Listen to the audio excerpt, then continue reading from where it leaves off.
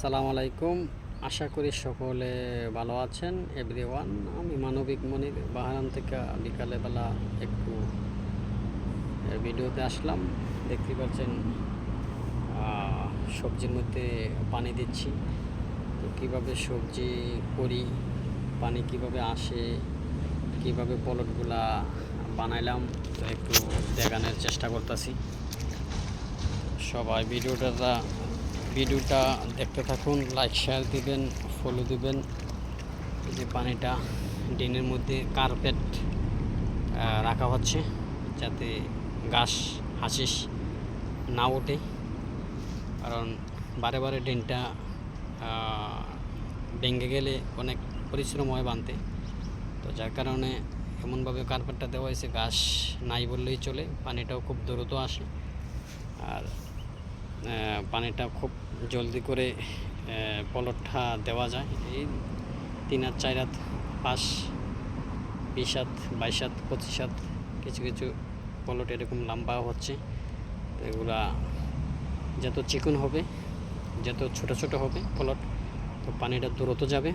কারণ এগুলা পানি খায় বেশি, পানিতে অনেক টাইম লাগে। টাইমটা বাঁচানোর জন্য, যাতে সময়টা কম লাগে, কারণ সবার জন্য তো 24 ঘন্টা। তো আসলে বর্তমানে যুগে প্রযুক্তি এবং টেকনিক্যাল করে অনেক কাজ এগিয়ে যেতে হয়। তো যার কারণে ছোট ছোট পলট বানানোর উদ্দেশ্য হচ্ছে যাতে আমি দ্রুতভাবে পানিটা শেষ করতে পারি, কারণ আরও অন্যান্য আদার্স কাজ আছে। এই কাজগুলা দেখানোর চেষ্টা করলাম। এগুলা কার্পেট কিনে আনতে হয় না, রাস্তার মধ্যে, আরবিতে বলে তরিক, বাংলা বলে রাস্তা। এগুলাতে বলদের ডাব্বার সামনে পাওয়া যায়, অনেক আরবিরা দিয়ে যায়। এগুলো অনেক একটু খুঁজে খুঁজে বের করতে হয়। তো এগুলো দেওয়াতে অনেকটা সুবিধা, বারে বারে ড্রেনগুলা বানতে হয় না। যার কারণে পানিটাও খুব দ্রুত আসে, জায়গাও ভেঙে কম। তো 3 থেকে 4 বছর পরে কার্পেটগুলা পচে যায়, আবার এগুলা উঠাইয়া আবার নতুন করে ইয়া করতে হয়। তো দেখতেই পাচ্ছেন, দেখানোর চেষ্টা করলাম।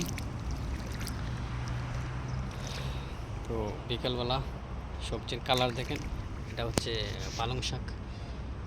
একইভাবে কোনো হয়তো 19-20 বেশি একটা ব্যবধান নাই।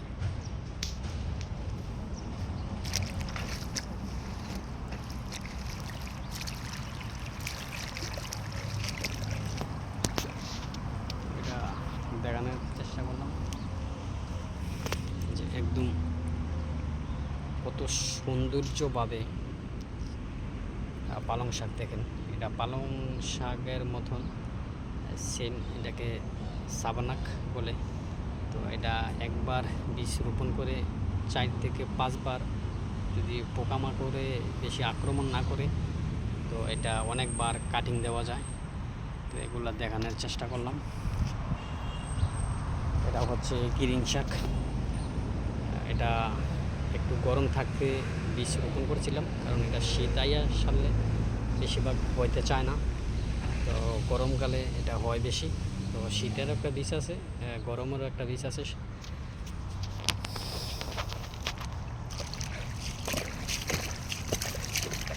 তো পানি শেষ হয়ে যাচ্ছে,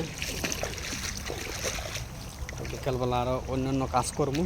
তো বাহারাম থেকে ভিডিওটা বানাইলাম। আসলে আমি ভিডিও বানান এত পারফেক্ট নই, তবুও তো বসে থাকলে চলবে না।